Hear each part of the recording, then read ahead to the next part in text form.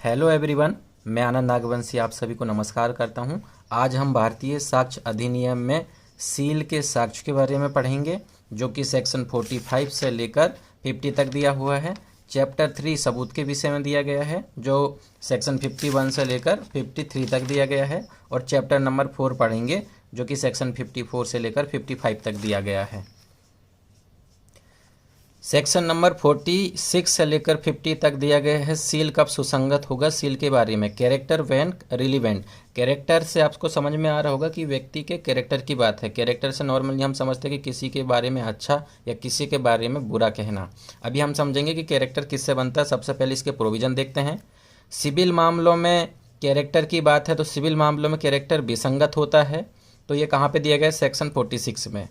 Criminal matter में relevant होता है, अच्छे कैरेक्टर के बारे में एविडेंस देंगे तो सेक्शन 47 में। इसी प्रकार महिला के विरुद्ध अपराध है तो वो रिलीवेंट नहीं होता है, सेक्शन 48 बोलता है।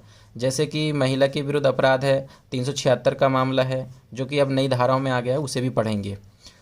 और नया है सेक्शन 49 पे उत्तर में बुरा सील। जैसे कि पहले बोला था ना कि अच्छा सील दे सकते हैं, तो जब कोई व्यक्ति अच्छा सील बताता है तो उसके जवाब में उत्तर में बुरा सील देंगे तो सेक्शन 49 में रिलीवेंट होगा। इसी प्रकार सेक्शन 50 में कहा गया है कि नुकसानी में प्रभाव डालने वाला अगर कोई बात है तो वहाँ पे कैरेक्टर की बात उठाना आवश्यक है। तो नुकसानी में प्रभाव डालने वाला अगर कैरेक्टर ऐसा है तो वो सुसंगत होता है सेक्शन 50 में। 46 और 50 एक साथ पढ़ेंगे।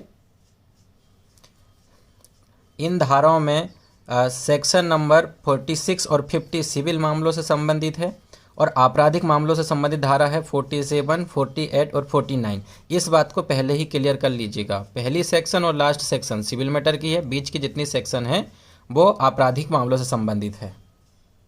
सबसे पहला मैटर ये है कि कैरेक्टर होता क्या है, इसे हम एक बार क्लियर कर लेते हैं, क्योंकि कैरेक्टर से संबंधित मामला है।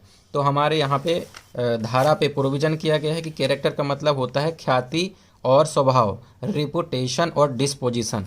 तो दो चीज़ों से मिलकर क्या बनता है? सील, कैरेक्टर बनता है।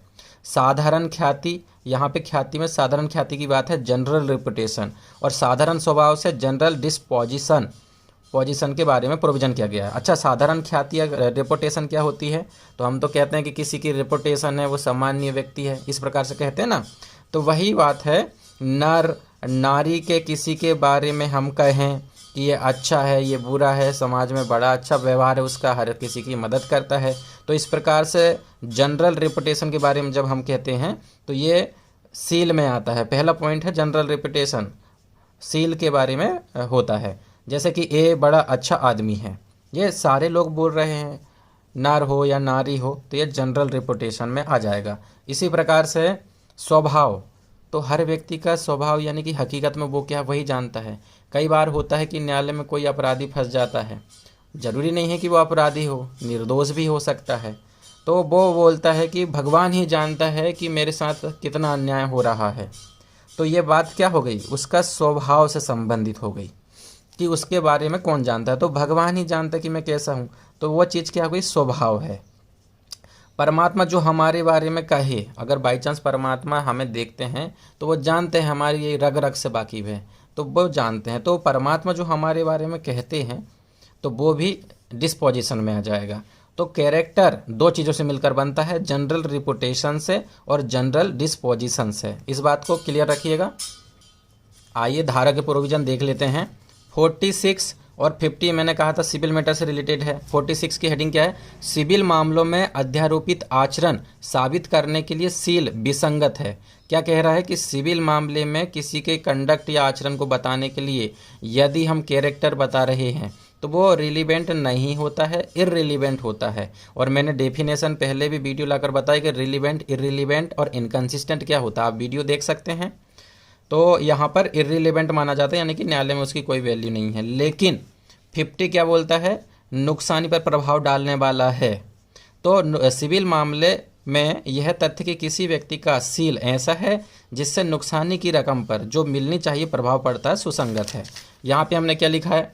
मान लीजिए कि ए गाड़ी चला रहा है और लहराकर असावधानी के साथ में चला रहा है, मान लीजिए उस पर आरोप लगा है, सिविल मैटर में लगता है, क्रिमिनल मैटर में लगता है आरोप, तो ये चीज़ उसकी है कि असावधानी पूर्वक चला रहा है। अब ये ए जिसने गाड़ी चला वो साक्ष्य देता है कि समाज में मेरी अच्छी रेपुटेशन है, सम्मान है। अब यहाँ पे न्यायालय सोचता है कि ये बात यहाँ पे क्यों बता रहा है, ये यहाँ पे लेना देना क्या है। न्यायालय केवल असावधानी से रिलेटेड जो तथ्य हैं उसको देखेगा। जिस चीज़ का मामले में हित ही नहीं है, न्यायालय में अगर आप दिखाओगे तो वो तो इर्रिलेवेंट होगा, क्योंकि मैटर से कोई रिलेटेड ही नहीं है। इसलिए सिविल मैटर में क्या कहा गया है, आचरण के बारे में जो कैरेक्टर की बात आप बताओगे वो इर्रिलेवेंट है, एक्सेप्ट नहीं करता है न्यायालय। तो ये सिविल मैटर से रिलेटेड मामला हो गया। ठीक है, अब अगला देखते हैं इसी में सिविल मैटर में कि ये तो इर्रिलेवेंट होता है, विसंगत होता है, रिलेवेंट नहीं माना जाता है। लेकिन रिलेवेंट कब माना जाएगा, तो यहाँ पे देखते हैं। पहला, नुकसानी पर प्रभाव डालने वाला सील हो, कैरेक्टर ऐसा हो कि किसी को जो नुकसानी ज़्यादा दे सकता है या कम दे सकता है, न्यायालय में निर्धारित करना है कि कितनी नुकसानी हुई है। या फिर सील कैरेक्टर का ही क्वेश्चन उठा है मैटर में, विवाद्य क्या हो इशू क्या हो कैरेक्टर के बारे में, तो वो भी हम दे सकते हैं, वो रिलीवेंट होता है। या अन्यथा कहीं सुसंगत हो हमारे साक्ष्य अधिनियम की धारा में जहाँ पे दिया गया है, तो वहाँ पे ये चीज़ रिलीवेंट हो जाएंगी। तो जनरल कंडीशन क्या होगी, सिविल मामले में विसंगत होता है, अपवाद की कंडीशन में सुसंगत होता है। ये बात कहाँ लिखा गया, सुसंगति की, विसंगति की बात कहाँ पे होगी, 46 में हो गई। 50 क्या कहता है, नुकसानी पर प्रभाव डालने वाला क्या होता है, सुसंगत। तो नुकसान से संबंधित 50 है, दोनों को एक साथ इसलिए पढ़ना पड़ता है। अच्छा, इसका स्पष्टीकरण क्या कहता है कि धारा में 46, 47 और 49 सील शब्द के अंतर्गत ख्याति और स्वभाव दोनों आते हैं। 46, 47 और 49 ये 3 धाराओं में। 48 में कुछ ऐसी बात है इसलिए इसको हटा दिया गया है। 48 यहाँ पे नहीं लिखा, उसका कारण है, अभी मैं बताऊंगा आपको कि 48 इस धारा के स्पष्टीकरण में क्यों नहीं लिखा गया है। क्या लिखा है, इस धारा में धारा 46, 7 और 9 में कैरेक्टर शब्द के अंतर्गत ख्याति और स्वभाव दोनों आते हैं, किंतु धारा 49 में यथा उपबंधित के सिवाय केवल साधारण ख्याति, बस साधारण स्वभाव का ही, ना कि ऐसे विशिष्ट कार्यों का जिसके द्वारा यह ख्याति या स्वभाव दर्शित हुए हैं थे साक्ष्य दिया जा सकेगा। तो यहाँ पे बोल रहा है, ठीक है, इस बात को क्लियर रखिएगा। ख्याति स्वभाव आता है 46, 47, 49 में, लेकिन 49 में यथा उपबंध के सिवाय इसके अलावा केवल साधारण ख्याति और स्वभाव का ही, ना कि ऐसे विशिष्ट कार्यों का जिनका ख्याति स्वभाव दर्शित हुए हैं साक्ष्य दिया जा सकेगा। ठीक, अब 40 और 50 के अलावा जितनी धाराएं बची है 7, 47, 48 और 49 ये क्रिमिनल मैटर से रिलेटेड है। इन सभी को पढ़ने से पहले सबसे पहले सीधा 48 को क्लियर कर लीजिए। 48 किससे रिलेटेड है कि कुछ मामले में सील या पूर्विक लैंगिक अनुभव के साक्ष्य का सुसंगत न होना।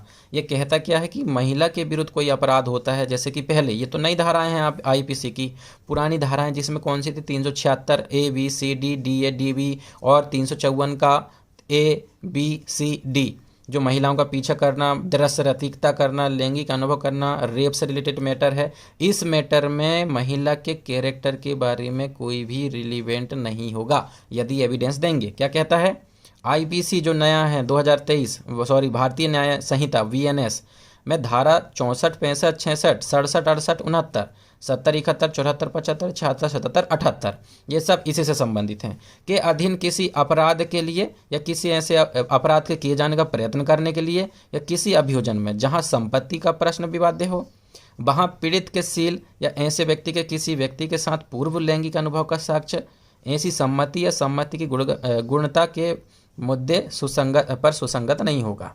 ठीक है, तो यहाँ पर इन चीज़ों को सुसंगत नहीं माना गया है। महिला को कैरेक्टर को लेकर कोई बात उठाई जाती है। तो अब यहाँ पे हम पढ़ते हैं, ये तो सिविल मामला पढ़ लिया हमने पहले, अब आपराधिक मामला पढ़ते हैं। आपराधिक मामला में क्या होता है, यह जरूरी नहीं है कि अभियुक्त व्यक्ति हमेशा अपराधी हो और निर्दोष भी हो सकता है। मान लीजिए किसी अपराधी को पकड़ कर लाए, अब वो क्या कहलाएगा, अक्यूज्ड कहलाएगा। जब तक वो निर्दोष है तब तक तो वो अपराधी नहीं कहलाता, लेकिन मान लीजिए वो अपराधी है, अब अभियुक्त व्यक्ति हमेशा अपराधी हो, निर्दोष भी हो सकता है। इसलिए अच्छा सील भी सुसंगत होता है जब वो बोलेगा, अपराधी जो भी न्यायालय में आया है कि मेरा समाज में अच्छा सम्मान है, तो वो बताएगा, वहाँ पे न्यायालय में देगा। चाहे तो दे सकता है, चाहे तो ना दे, उसके ऊपर डिपेंड करता है, न्यायालय में उसको ऑप्शन मिलेगा, क्योंकि यहाँ पे रिलेवेंट माना गया है। जैसे कि ए पर मारपीट का आरोप है जो बदले की भावना में लगाया गया है। ए पर मारपीट का आरोप लगाया गया है और बदले की भावना से मारा मारा कुछ नहीं है। अब अपराधी बन गए वो तो फालतू में, तो वो न्यायालय में अपना सील कैरेक्टर के बारे में बताएगा कि साहब मैं किसी को मारा ही नहीं है, आप किसी से भी पूछ लीजिए और मेरा कैरेक्टर समाज में अच्छा है, मेरा स्वभाव भी अच्छा है, और मेरा रेपुटेशन भी अच्छी खासी है, जिसे ये बदनाम कर रहे हैं। तो ये चीज़ रिलीवेंट होती है।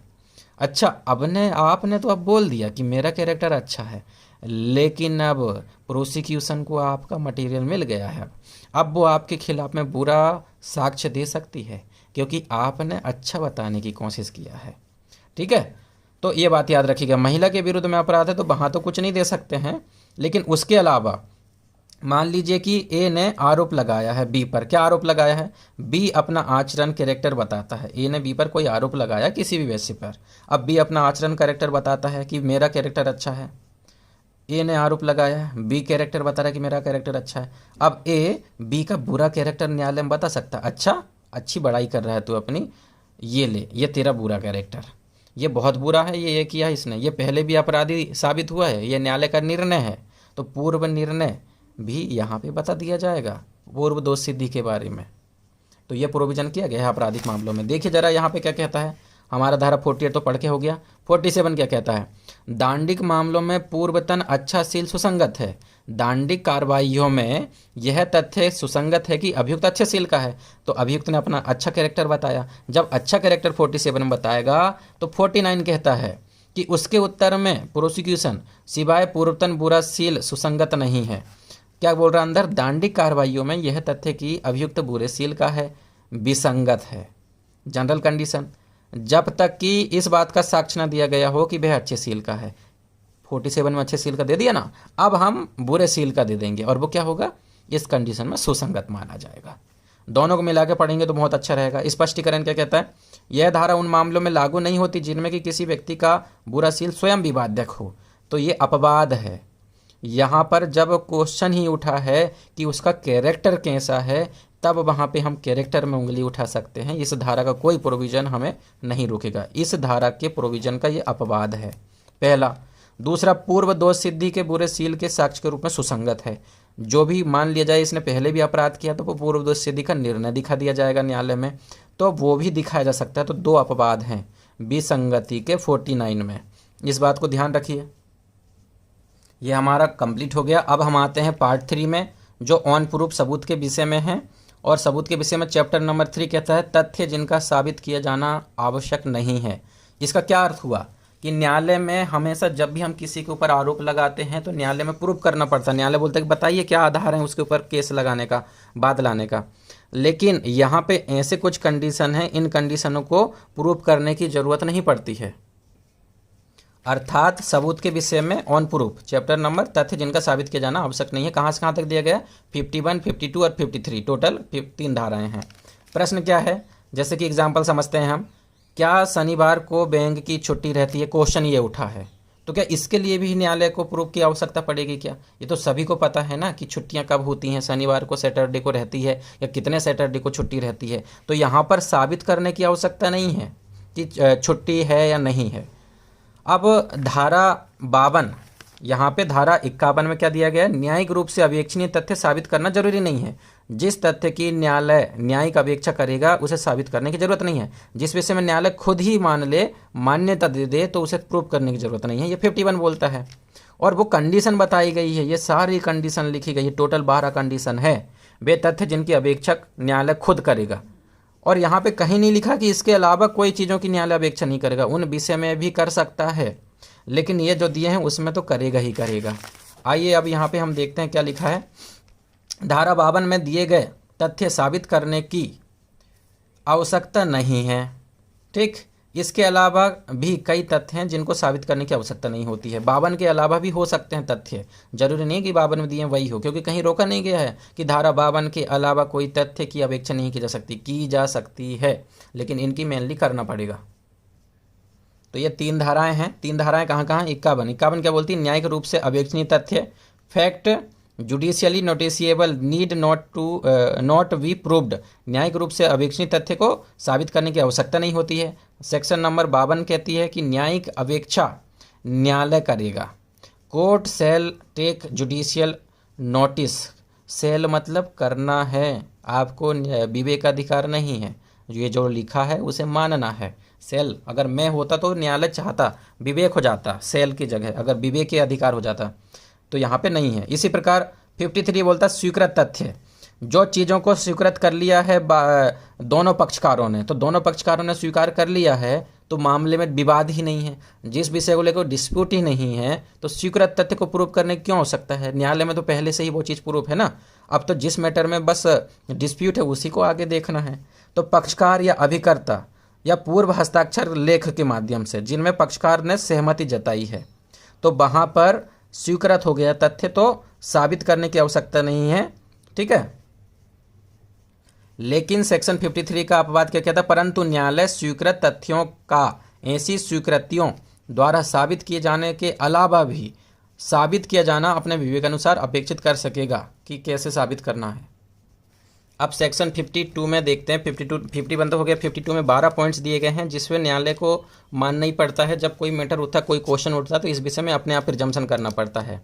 तो पहले में क्या दिया गया, शॉर्ट में देखा जाए तो भारत में जो प्रवत विधि है, भारत के राज्य के बाहर प्रचलित भारत की विधि है, तो उस विषय में कोई भी प्रश्न उठता है तो न्यायालय को प्रिजम्पशन करना कि हाँ ये लॉ है, ये कानून है हमारे भारत का।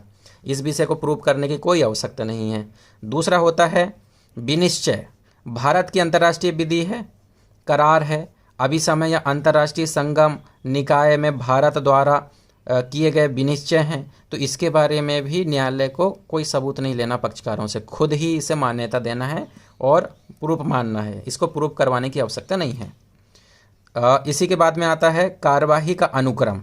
किस किस विषय में कार्यवाही का अनुक्रम? संविधान सभा का कार्यवाही का क्या अनुक्रम है, संसद का या राज्य विधानमंडल की कार्यवाही का क्या अनुक्रम है, तो सी में दिया गया। इसे भी प्रूफ करने की आवश्यकता नहीं रहती है।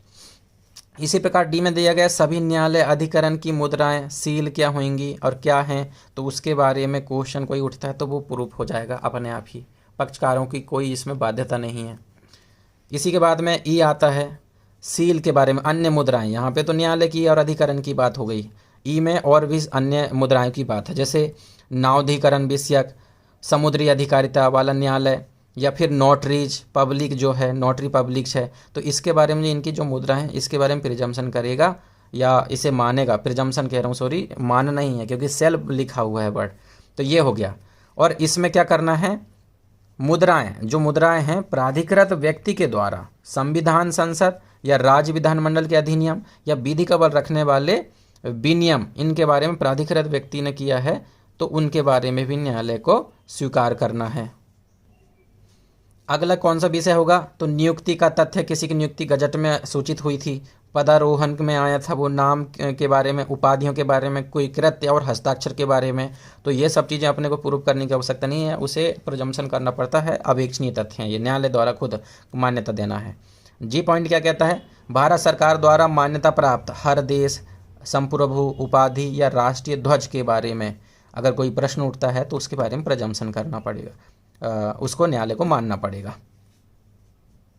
इसी प्रकार एच है समय प्रभाग, पृथ्वी प्रभाग, अधिसूचित लोक उत्सव के बारे में, उपवास के बारे में, अवकाश के दिन के बारे में, जिसका हमने पहले एग्जाम्पल पढ़ा था, दिन के बारे में कि आज क्या दिन है, उस दिन क्या दिन था, तो ये सब उनको पता है। इन चीज़ों को न्यायिक रूप से अपेक्षित तथ्य होते हैं, साबित करने की आवश्यकता नहीं होती है। और भारत राज्य क्षेत्र के बारे में कोई बात है तो यहाँ पे उसे भी प्रूव करना है, पक्षकारों को नहीं, न्यायालय खुद ही मानेगा उनको। इसी प्रकार से ये है भूमि या समुद्र पर मार्ग का नियम है, तो क्या रूल होता है उसका, उसके बारे में प्रूफ करने की जरूरत नहीं है। उपधारा 1 में निर्दिष्ट मामलों में, उपधारा 2 पढ़ रहे हैं अब, उपधारा 1 में निर्दिष्ट मामलों में लोक इतिहास, साहित्य, विज्ञान, कला के सब विषयों के संबंध में न्यायालय समुपयुक्त निर्देश पुस्तकों या दस्तावेजों की सहायता ले सकेगा, दस्तावेज की और पुस्तक की सहायता ले सकेगा न्यायालय, जब भी इस विषय में करना है तो, स्वीकार करना है तो, या जो चीज़ को प्रूफ नहीं करना है उन्हें देखना तो पड़ेगा ना। और यदि न्यायालय से किसी तथ्य की न्यायिक अपेक्षा करने की किसी व्यक्ति द्वारा प्रार्थना की जा रही है तो उसी व्यक्ति को कोई दस्तावेज या पुस्तक पेश करना होगा। ठीक है। तो यदि और जब तक वह व्यक्ति ऐसी पुस्तक दस्तावेज पेश न कर दे जिसे ऐसा न्यायालय अपने को ऐसा करने में समर्थ बनाने के लिए आवश्यक समझता है, न्यायालय ऐसा करने से इनकार भी कर सकता है कि मैं इस विषय में नहीं कर पाऊंगा फिर, क्योंकि आपको प्रूव करना है। प्रूव तो नहीं करना, लेकिन कम से कम वो डॉक्यूमेंट तो दिखाइए, पुस्तक दस्तावेज। इसके बाद लास्ट सेक्शन स्वीकृत तथ्य, हम पढ़ चुके हैं कि जो चीज़ स्वीकृत हो गई है उसे साबित करने की आवश्यकता नहीं है। क्या लिखा हुआ है? कार्यवाही के पक्षकार अभिकर्ता सुनवाई में स्वीकार करने में सहमत हो गए हैं, या जिसे वे सुनवाई के पूर्व स्वहस्ताक्षरित लेख के द्वारा स्वीकार करने के लिए सहमत हो जाते हैं, या जिसके बारे में अभिवचन संबंधी किसी तत्समय प्रवर्तन नियम के अधीन यह समझ लिया जाता है कि उन्होंने उसे अभिवचन द्वारा स्वीकार कर लिया है, तो उसे स्वीकार करने की स्वीकृत तथ्यों को साबित करने की आवश्यकता नहीं होती है। ये हमारा कंप्लीट होता है। अब हमारा नया चैप्टर नंबर 4 आता है, जो 3 सेक्शन 54, 55 सॉरी 2 ही सेक्शन 54, 55 से संबंधित है। मौखिक साक्ष्य के विषय में है, ओरल एविडेंस के बारे में। तो मान लीजिए ओरल एविडेंस क्या होता है? मुंह से बोलना। तो मुंह से क्यों बोलेंगे हम? कोई सबूत न्यायालय में क्यों देंगे? क्योंकि हमने देखा होगा, सुना होगा, अनुभव किया होगा, हमारी कोई राय होगी, इसलिए हम मुंह से बोल रहे हैं, ओरली और मौखिक में। तो ये सब क्या हो गया? मौखिक साक्ष्य के बारे में हो गया। 2 धाराएं हैं, 54 क्या बोलता है और 55 यहाँ पे बोलता है 54, दस्तावेजों की अंतर्वस्तु का मौखिक साक्ष्य नहीं दिया जाएगा। याद रखिएगा, उसके अलावा दस्तावेज की अंतर्वस्तु के अलावा अन्य सभी तथ्य मौखिक साक्ष्य द्वारा साबित किया जा सकता है, सेक्शन 54 कहता है। इसी प्रकार से सेक्शन 55 क्या कहता है कि मौखिक साक्ष्य प्रत्यक्ष होना चाहिए, डायरेक्ट। डायरेक्ट का मतलब क्या होता है? आइए इसको समझते हैं, बहुत अच्छे से समझ में आएगा आपको, बस ध्यान से आप समझते रहिएगा। हम जो नोट्स बना रहे हैं आपको काफ़ी मदद करेगी, हमारी मेहनत आपके फ़ायदे के लिए है, ठीक है। अब यहाँ पे क्या है? ए द्वारा, एग्जाम्पल के लिए, ए द्वारा बी को पीटा जा रहा था। जब ए बी को पीट रहा था तो सी ने पीटते हुए देखा। अब न्यायालय में जिसने देखा है वो जाकर बताता है कि हाँ मैंने देखा है, तो यह क्या हुआ? डायरेक्ट हमने देखा है और डायरेक्ट न्यायालय में जाकर कह दिया। तो यही होता है डायरेक्ट एविडेंस, सबसे बढ़िया एविडेंस होता है प्रत्यक्ष साक्ष्य, ठीक है। तो वो डायरेक्ट होता है। अब दूसरा कंडीशन, ए द्वारा बी को पीटा जा रहा है, किसने देखा? सी ने देखा। अब सी ने जाकर डी को बताया कि मैंने पिटाई देखी है।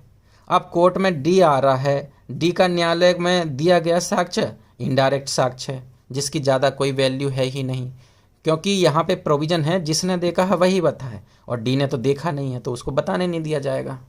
और हमारे भारतीय साक्ष्य अधिनियम जो थी 1872, उसमें 3 ही प्रोविजन थे, सर्वोत्तम साक्ष्य हो, विवादक तथ्य और सुसंगत तथ्य से रिलेटेड हो, और फालतू की बातें न्यायालय में नहीं कहना है, ठीक है ना। रिलीवेंट फैक्ट ही न्यायालय में लाना है, सुनी सुनाई चीज़ें भी नहीं देना है। और डी कौन है यहाँ पे? सुनी सुनाई चीज़ों के बारे में प्रोविजन है, ठीक। अब यहाँ पे क्या था? सर्वोत्तम साक्ष्य न्यायालय को निर्णय निर्धारण में मदद करता है। जब हम अच्छा एविडेंस देंगे तो न्यायालय निर्णय देगा अच्छे से, नहीं तो वो घूमते रहेगा फिर साक्ष्यों में। इसलिए सर्वोत्तम साक्षी यहाँ सी है, ना कि डी है, क्योंकि डी की बातें सुनी सुनाई हैं।